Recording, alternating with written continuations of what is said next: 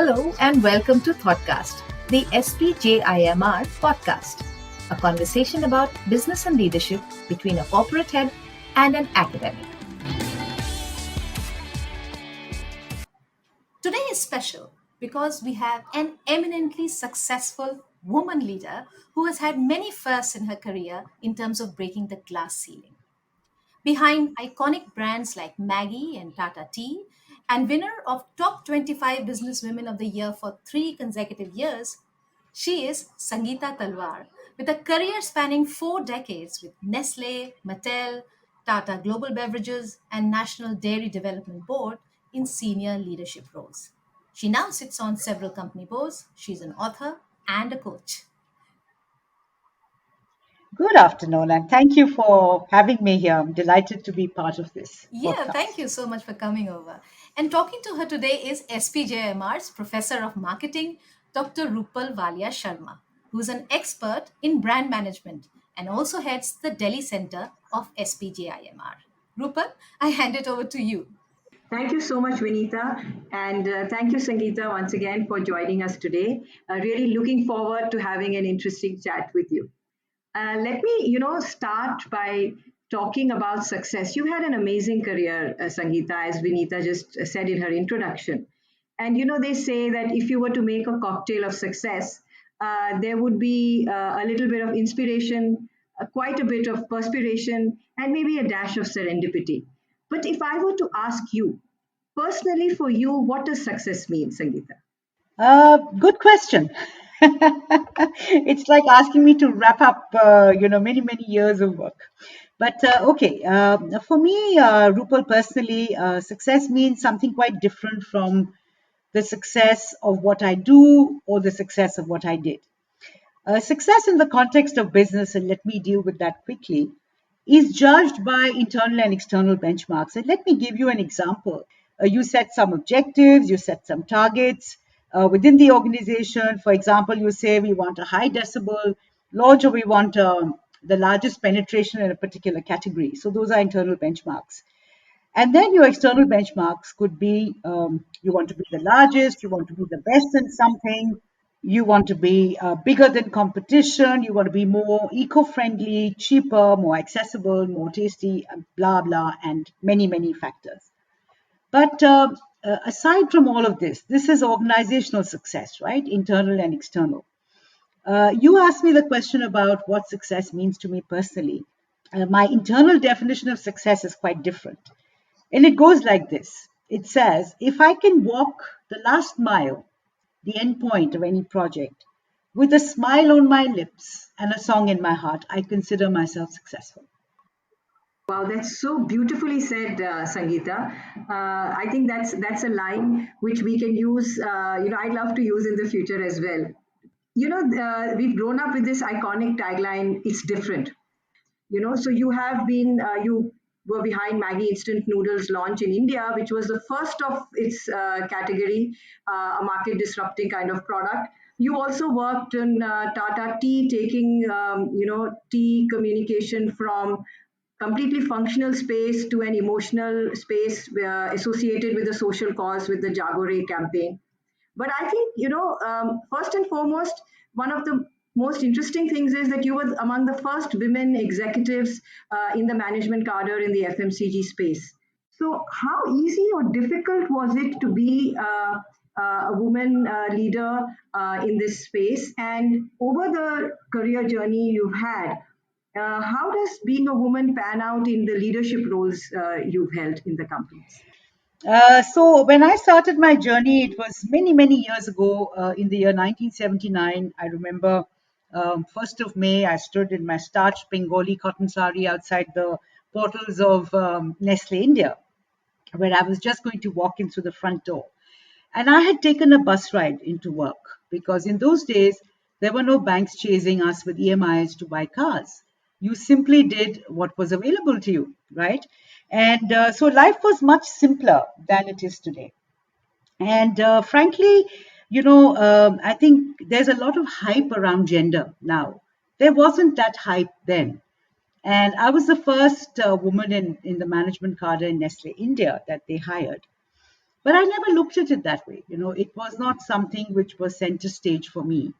I think for me, what was more important is the fact that I wanted to be part of the pulsating world of business. A very different ambition from what my father had for me. He wanted me to sit for the IFS. And I said, Dad, I want to be part of the business world. So I was totally committed to sort of putting my best foot forward, let me say. And, gender wasn't center stage for me personally. And I was very fortunate to actually join a company which, from a policy perspective, did not have a gendered approach. So quite often, I was asked to do things just like all the boys were. And guess what? I always stepped up to the challenge because I wanted to do whatever the job required. But another very important factor where I think as we grow and you, me, and all of us in the society, as we grow, we need to ensure that for the girls who are now joining the workforce and for young professionals, is that they get very good family support. And why I mentioned that, and it's kind of passe. Everybody, and I'll crack a joke around this. You see all the women being awarded. The first thing they say is that thank my family. It's not entirely true for the men. Huh? I've been to many award functions, but I'll tell you the reason. So I used to travel at a time. I used to travel means I was not going from metro city to metro city. I was walking the street. I was in sales and marketing, so I needed to visit the trade and the markets. And that was a time when there was no packaged food, no packaged water, there were no mobile phones, there were two brands of cars, one airline. So it was a tough terrain. But my family always supported me. They never discouraged me from the difficulty which they knew was out there. No, actually, Sangeeta, I agree with you, and I think what you've said is that it's really in the mind, and if you don't feel that you are in any way different or constrained, then the constraint doesn't exist, right? That's what you were Right, trying to absolutely say. correct. You don't work from a position of constraint, which tends to hold you back. I mean, yeah, you need to have the courage and the confidence and the belief in yourself that you'll be able to handle yourself.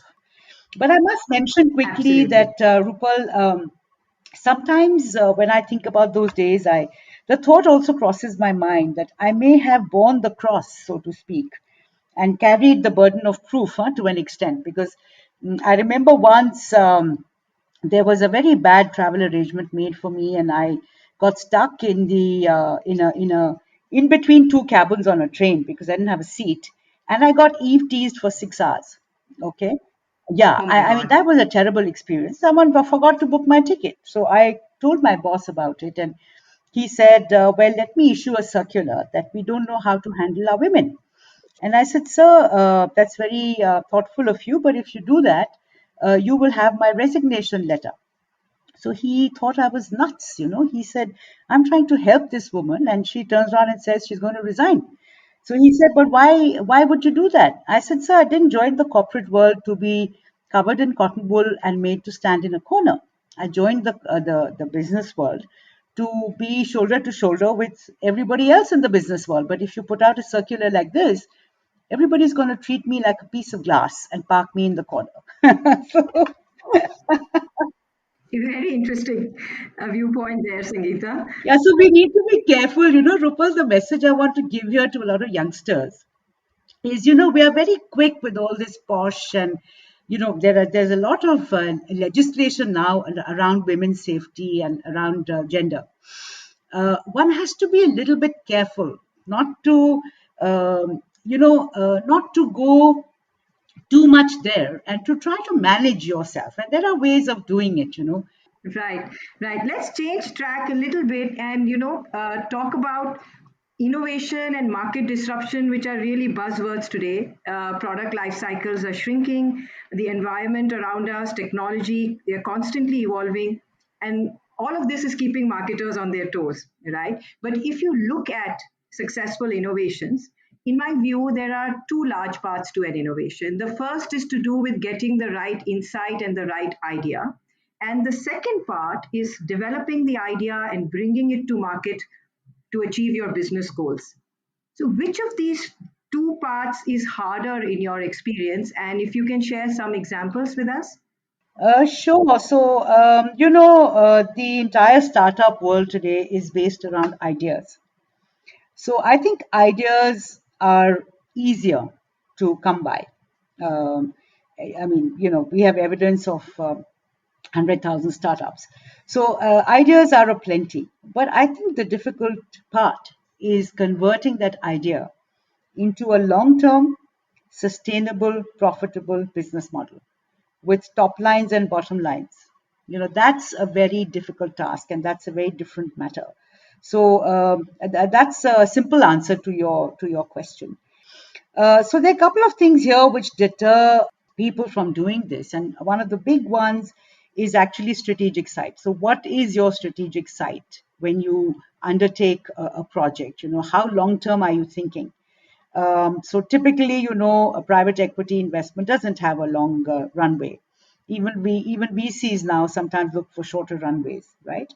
So it's about your strategic site. It's also about the kind of investment you're willing to make in terms of resources. And I think in resources, it's not only financial resources; it's also management bandwidth, mental bandwidth. How much are you willing to devote to making something successful? And the amount of temerity you have, because business is like a roller coaster ride. There will be times when you'll be up on top, and there'll be times when you'll be at the bottom. And if you can't hang in there, you won't emerge on the other side. So, what is the kind of commitment and temerity you have to say, I'm going to leave no stone unturned to make this particular project successful? So that's what I wanted to say on this, and I think I'd like to mention a few other things. This is nothing complicated. So I very much believe in the KISS theory, which is the keep it simple, stupid. And I think it all starts with your strategic sight and your plan. So the starting point of all this is, who who are you targeting? Who, what, all the W questions: who, what, how, why, and where. And if you can actually answer all of this at any point in time, and as your business progresses and as your project progresses, some of the combination of these things will keep changing, and that's how you'll be able to make the business grow.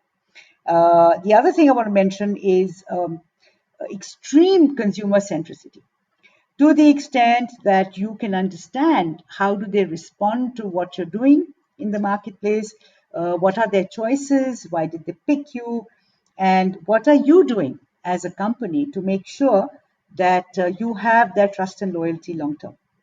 So there are many aspects to actually building successful businesses from just ideas. And I think some of them, you just mentioned one, Rupal, which is it's different. And I want to quickly cover that. We had finished launching noodles, and it was a few years since then, and the company had the confidence to get more deeper into the culinary business area.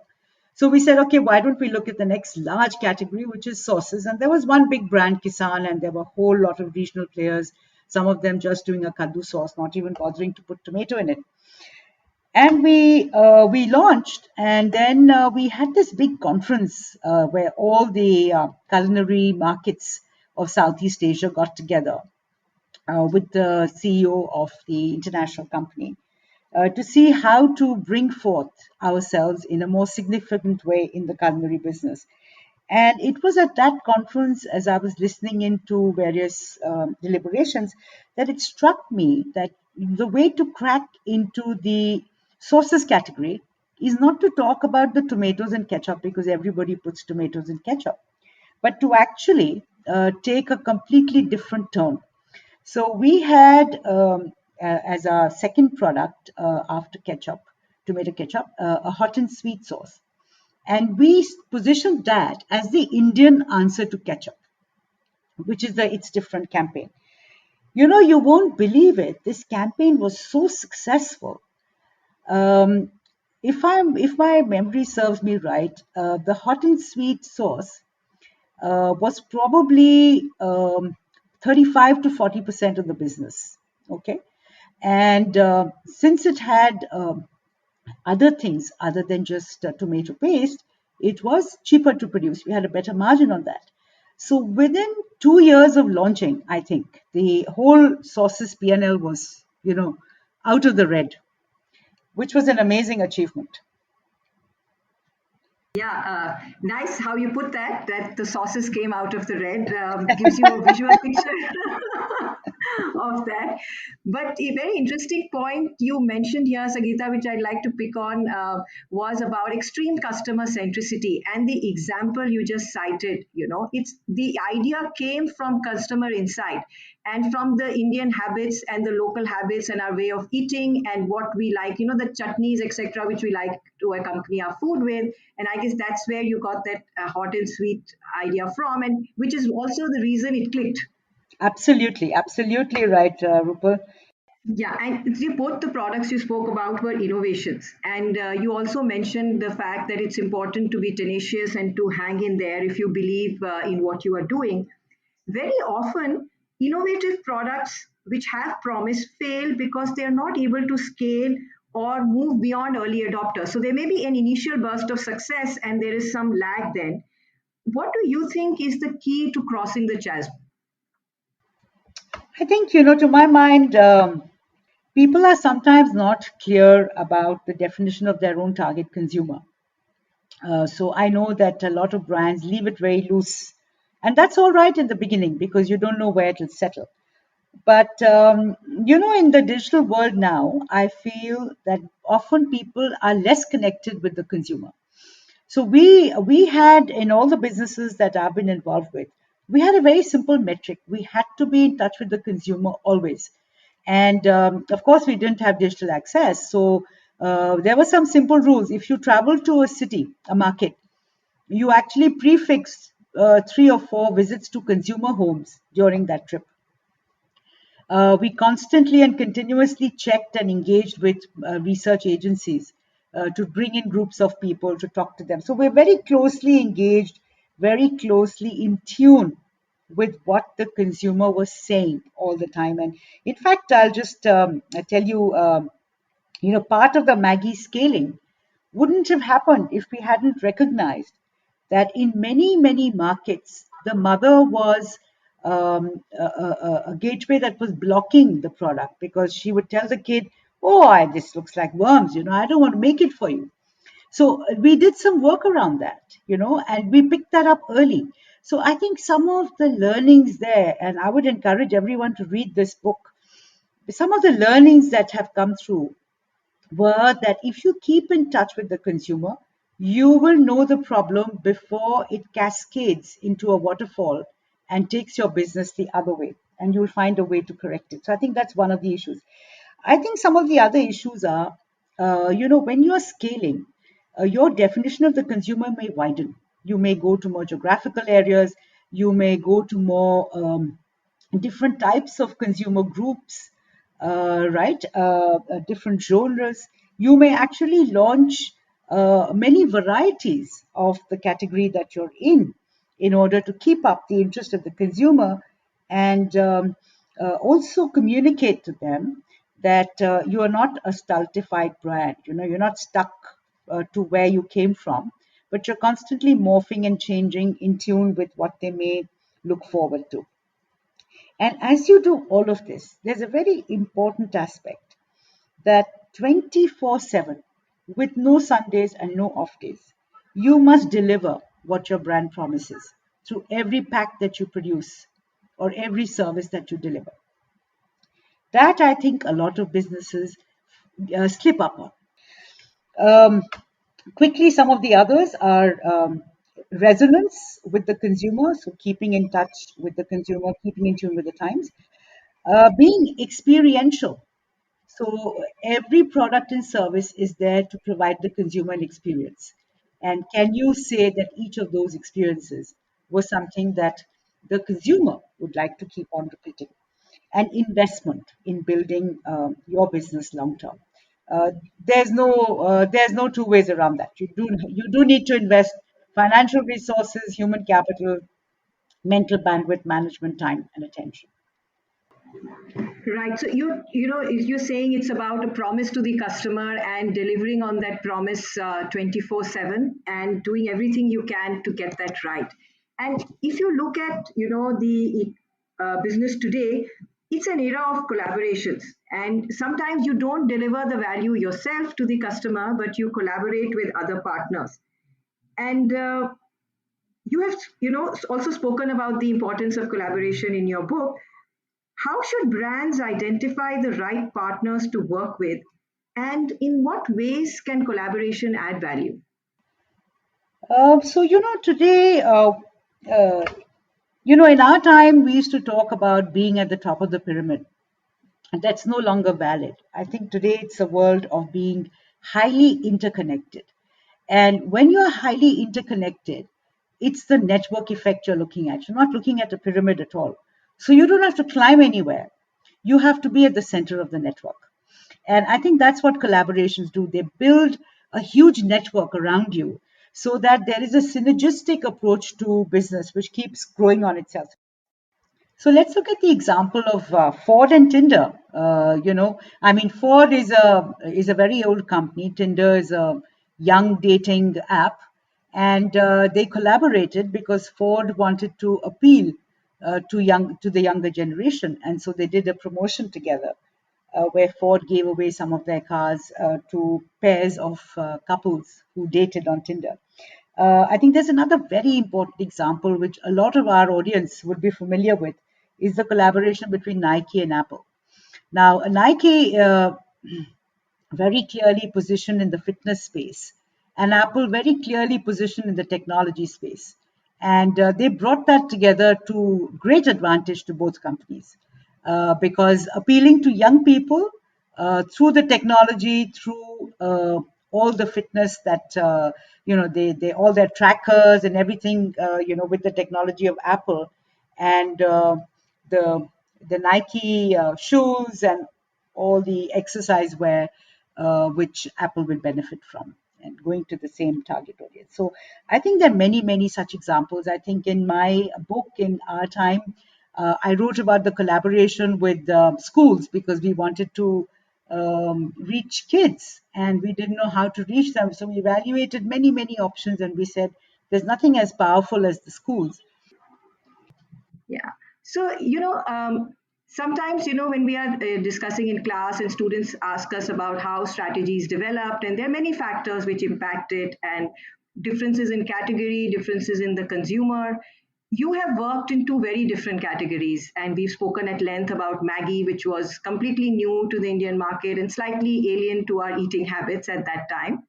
And of course, Tata Tea, which is on the extreme end, which is very high penetration, and almost everybody in India has an opinion about tea and has very strong ways, likings or preferences for the way they drink tea, right? So, how did the strategic approach vary in these two very different kind of scenarios? Uh, Let me say the strategic site was sort of similar, linked to size, market dominance, presence with the consumer. But if you talk about the strategy, it was completely different because in one case, you were dealing with a product and a concept that were alien to the consumer, which is a very difficult journey to make with a brand which was not well known. Maggie was hardly known in 1983 when we launched. So that's a very different approach.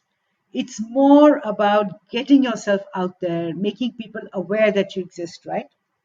But then you come to a business which has existed since the beginning of time, the tea business. And India is one of the largest tea markets in the world. We do almost 1,000 million kilos a year, right, of tea in India, the country, and tons of competition. I mean, we never used to be able to count how many brands of tea there were. Once you got past the national brands, you could have a tea brand down 3 streets of a city, and your brand would change. So there were that many brands of tea. So there, the approach was very different. The approach was more in terms of how do you differentiate yourself and how do you draw the consumer away from unpackaged teas, from local teas, towards a more expensive, very consistent, trusted brand. But how do you do that? So I think the strategic requirements were totally different in those two businesses. The consumer was also different. I mean, in one case, in the case of Maggie, we used to target clearly to children in terms of consumption. Though I can tell you, Rupal, at that time, all our research showed that 60% of noodles at home in quantity were eaten by the adults. Because India में कोई अकेले खाना नहीं खाता है. No, we always cook. We cook for the family, right? So you cook something for the kids, the adults will also eat it. You cook something for the adults, the kids will also eat it. And so we knew that 60% of the business came from adults, but we yet focused on the children. And there's some very good reasons for doing that, knowing that we could have got maybe technically a lot more business by including the adults, but we didn't. We stayed focused on the child for Maggie. And for Tata Tea, it was everybody in the tea business spoke to the housewife. Everybody just spoke to the housewife, and everybody spoke about how invigorating a cup of tea is and how it gets you over your fatigue and sets you up for the day. And we went away from all that and we said we want young people to start wanting to drink tea. They drink tea because mom makes it, but they would rather have a cup of coffee. But we want the whole brand persona to be younger. We don't want to only speak to the housewife, and so we shifted away from talking just about the generic functions of tea. And later on, when Tata Tea became a leader in the industry, we overtook Unilever in the year 2007. I think this was the June or July Nielsen results. And we decided that since we are a leader in a category in its largest market in the world, we should behave like leaders and we should talk to something very generic, not just to the category. And then came the campaign Jagore, which was a wonderful twist on the words that tea can awaken you, not only physically, but emotionally, mentally, and socially. And then that campaign ran for many, many years. Right. And I think today consumers are increasingly looking at how responsible brands are and what role they are playing in society. And that holds true for FMCG brands as well as other brands. And in fact, you in your work with the National Dairy Development Board have also worked with producer companies. And what role do you think producer companies play today in terms of value creation or ensuring fair share and sustainability? And do you think there is a significant future for these companies today? Yeah, so Rupal, just if you allow me just a couple of minutes before we go to the producer company question, that strategic approach question is a very important one, and I wanted to leave our audience with a couple of thoughts. So if you will allow me to go back to that for Sure. just a moment. What I want to say is, it's very important to go beyond the tried and tested and to think outside the box and challenge yourself. And that's a very important thing we did in the tea category, which really moved the needle. Stay contemporary, resonant, and connected was the other part I wanted to convey. And a constant pursuit of innovation. So don't rest on your laurels, but look at what is the new. So in tea, Rupal, you'll be surprised. We had a code which said that every 18 months we have to do something new. So it's got to be a new brand, new packaging, new communication, something new to keep the category resonating with a consumer that is ever changing. So I wanted to leave our audience with that very important point. I think it makes for the success of a lot of brands. Absolutely true, Sangeeta. And I think many brands have somewhere become complacent or have not renewed or reinvented themselves with the changing times or keeping pace with how the consumer is evolving, and that is where the risk comes in. Absolutely. So I'll come to the producer company question. And, in the context that I was associated with it, it was a very different landscape because The whole milk movement in India had been undertaken by Dr. Kurian in 1973 and clearly following a cooperative model, which is actually, I don't know if you know, but it's a three-tier legal entity, the cooperative. So it exists at three different levels: the village, the district, and the state. And those are three separate legal entities. And the endeavor here was, it was felt that farmers are now looking for a flat structure in which they invest their time and money, and whatever that entity earns comes back to them as shares or profit. And that was the thought behind this producer company endeavor in dairy, which was rather hard because we had these large cooperatives in that sector. But we managed to create, my team and I, India's two very large the first two milk producer companies. And I think there's a huge opportunity here, because essentially what you're doing is you're turning the farmer into an entrepreneur. He is contributing to the success of a large entity in which he is part owner. And I think that is a very different motivation from supplying goods to somebody.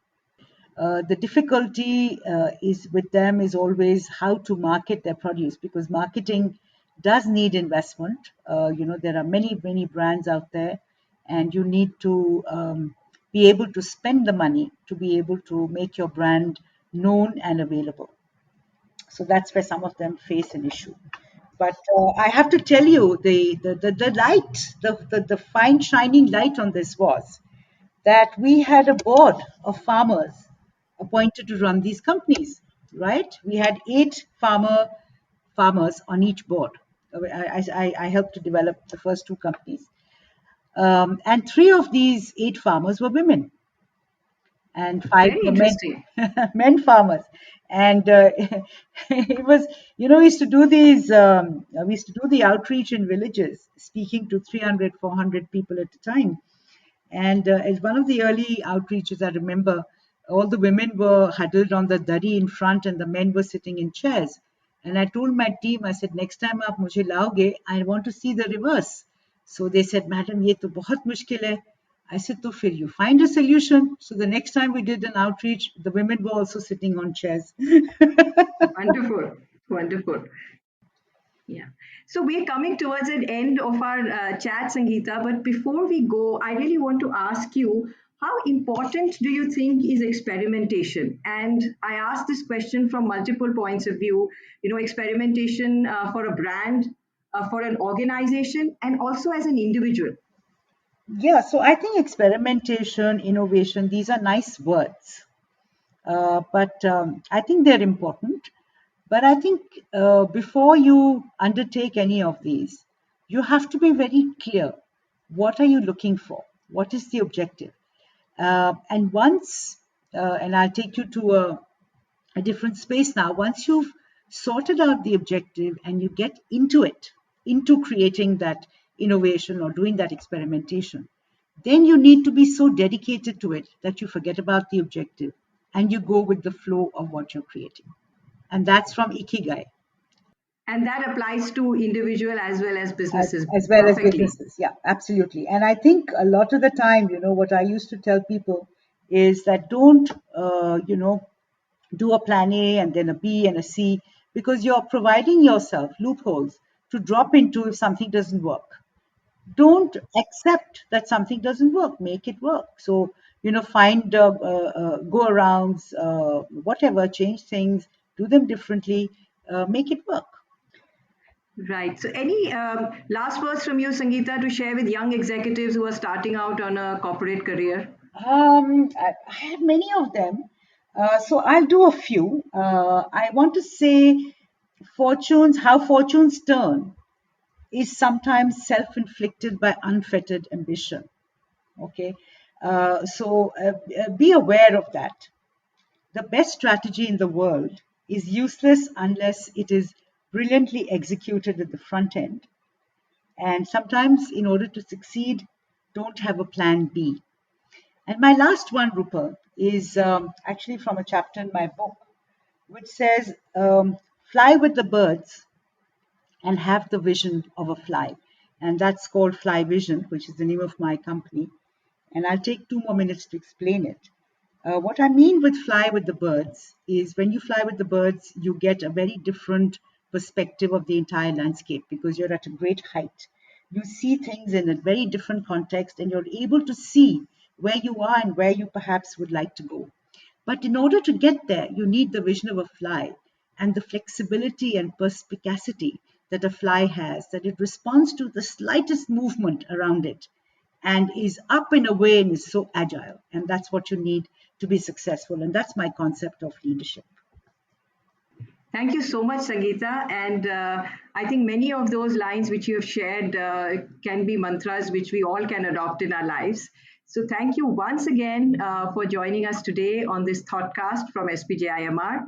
And we hope you continue expanding our boundaries and inspiring others to do the same. Thank you, Rupal. It's been a pleasure to be here. Thank you. And it was a wonderful pleasure for us to be listening to the two of you, Rupal and Sangeeta. Thank you so much. It was the most enchanting conversation, and I'm sure those who are especially interested in brands and marketing and the experiences that you were sharing were just so out of this world. Thank you so much for this conversation. You were listening to SPJIMR's ThoughtCast, produced by Vinita Dwivedi, edited by Amulya, supported by Pani, Rishabh, and Kaushik. Thank you for listening.